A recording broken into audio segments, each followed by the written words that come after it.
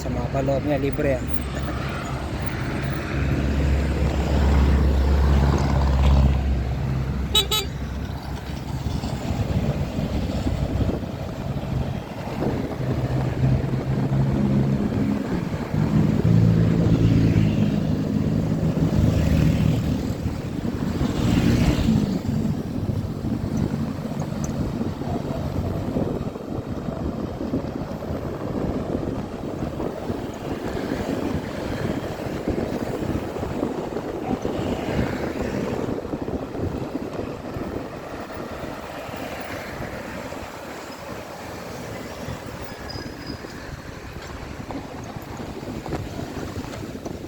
Galing ko lang sa gym. Anytime Fitness, it's 5 a.m. Dream come true to kasi for the longest time galing sa gym nakabike, siyempre exercise ka na, no? Tapos babike ka, aahon ka pa uwi. Kailangan mo mag-reserve ng energy para makaahon pa balik. So sabi ko sana gusto ko magkaroon ng e-bike para pagkatapos mag-workout chill na lang yung biyahe ko pabalik. After all, yung workout ko naman is enough na for me to get tired and get the blood pumping, no? No need for me to be a masochist. Anyways, on my way ngayon, since nag-workout ako and I realized na a bit of info about myself kasi since nga bike ang gamit ko sa travels, hanap buhay ko before Quezon, nag-research ako ng ways to be stronger and have more stamina. And in my research, na-discover ko yung carnivore diet. So nag-carnivore diet ako for quite some time, siguro almost 1 year. It's expensive pero worth it, no?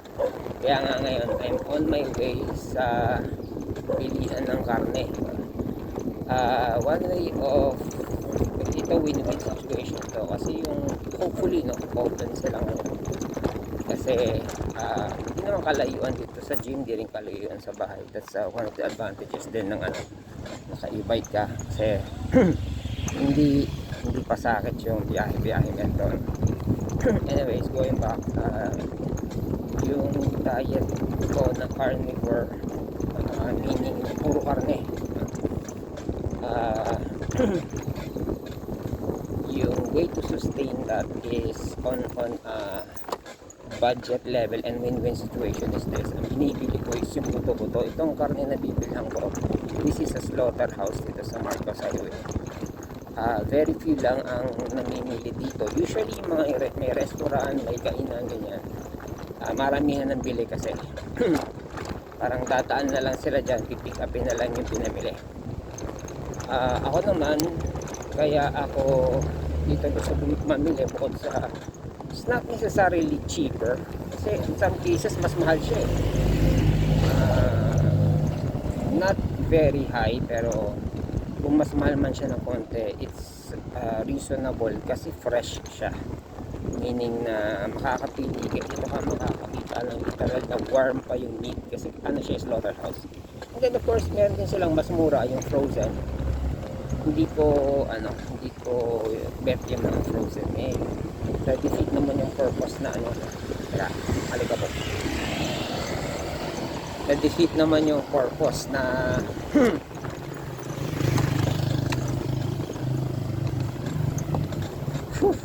usok. Ganyan, perwisyo, motor lang yan. Tsaka diesel. Saan ba tayo? Tsaka maingay and malikabok and usok lahat. So yun ang advantages din ng e-bike, kaya e-bike talaga gusto ko.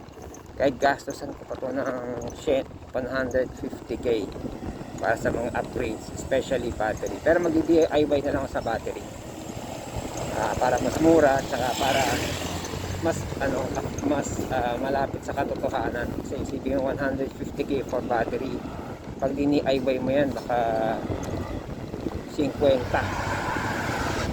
lang ang gastos yan. Anyway, so on the way na nga ako dito sa wow, nice Bacanong. On the way na ako dito sa slaughterhouse. Ang pangalan ng slaughterhouse is meat chop, sa Tagalog karne na tinadtad o tinaga, chop, CHOP. Bukas lang to ng madaling araw. I think around about 12. Hindi ka pa na-try magpunta ng ang pinakamagang punta. I think pinakamagang punta ko is 1 to 2 AM. No? And in some cases pa nga sa sobrang aga ko, pang alas 2 ano, hanggang alas 3 wala pang benta, wala pang katay, hindi pa, or may katay na, hindi pa sila nag-entertain ng bumibili. Kasi usually nga ang bumibili dito yung mga tumawag na nag-pre-order na, kumbaga pipick upin na lang, mga bultuhan talaga. And although masungit yung isang butcher doon na pag yung kilo-kilo lang binibili mo, eh wala siyang magagawa. Nagbebenta sila, open sila, so bibili pa rin ako. Kaya nga habol ko dito is fresh meat. Yan, fresh meat, tapos mas mura. I would say mas mura kasi buto-buto. And unlike yung buto-buto sa palengke, dito yung buto-buto nila malaman pa. Yan, marami ka pang makukuha laman. And yung buto-buto niya, kaya gusto ko yung buto-buto is meron siyang mga cartilage niya, cartilages is ang sarap pag yung naanuhan mo ng kulo, nagandahan mo ng kulo. Kaya pag nagandahan mo ng kulo, ang sarap. Kaya wow, ulit. Saan pa tayo? Dahil talaga madaling araw, no? Doon siya, wala pa mga helmet. Kaya dito lang ako sa gilid eh. Shit. Dito tayo sa gilid Alam niyo ba nung nasalpok ako ng tricycle? Nasalpok ako ng tricycle kasi umuulan, bagal ako, dito ako sa bike lane. Actually, wala pala ako sa bike lane. Kasi nasa gilid ako. And nasa bike lane ako at that time, sumulong. Sinalpok ako ng tricycle sa likod. Ganito lang speed ko, ganyan. Kasi umuulan nun eh. Ayoko talaga magmotor ng umuulan. Kasi delikado, visibility low, mga tao, visibility low, daling araw pa, ganito. Mas maaga pa rito, alas 4. And ang mga tao either gising pa or gising na. Pag gising pa, puyat na yan. Pag gising na, medyo puti-puti pa, gising na. Kasi syempre, baka hindi pa nagkape, hindi pa nakalbos. Sinalpok ako ng tricycle sa likod. And sa sa lakas ng impact, umabante ako sa bigat nito mabigat ito. I think ang carb weight nito is 100 pounds. Ako 150, so 250 pounds. Para siyang ilan ba? 250, dalawat kalahating kapag bigas. Ganun kabigat. Lumipad ako mga ilang metro using brakes. Nag-brake na ako, likod harap. And fortunately, ang tinamaan sa akin yung center stand.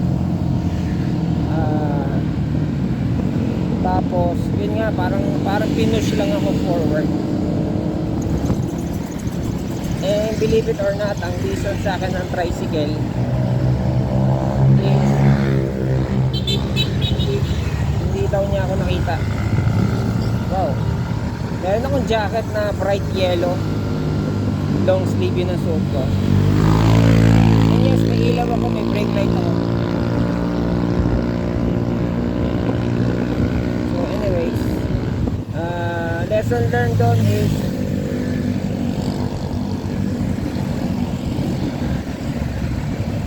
lesson learned ko doon always be alert.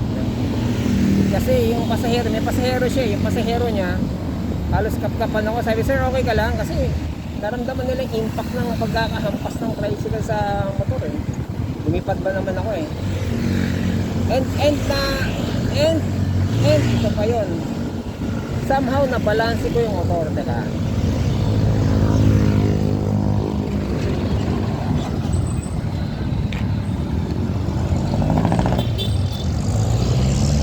Somehow nabalanse ko yung motor despite dun sa impact na yun.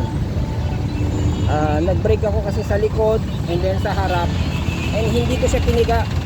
Control braking. I would say yung control braking na yan, ginagawa ko yan sa bisikleta pa lang. Nag-brake ako lagi talaga harap likod, especially pag taga sumulong ka. Kaya magmas na ako. Especially pag taga sumulong ka, akyat, panaog ka, no? Pag nananaog ka, pababa, gamit na gamit yung mga preno mo. So, practice ko yan na always use brake properly and both properly. Meaning na wag masyadong harap, wag puro likod. Learn to use them both systematically. Wag biga, kasi mag-fishtail ka. Pag madulas, delikado yun. Yan lang, sinare ko lang experience ko. Dito na ako sa ano. So 3 kilometers ang ginahay ko from the gym dito sa meat shop. Ito ko sa meat shop sa inyo ha. Natin kung kita. Yan, meat shop. Pante pa tayo para makita nyo. So yung mga nakamotor na yan, yan mga buyer din yan. Minsan mga naka-sidecar, may karinderya, ganyan. Yan yung mga parokyano dito. Yan, fresh ang meat dito, bagong katay. Basta pipili ka lang. Okay. Susunod ulit. Kita kits. Thanks for watching.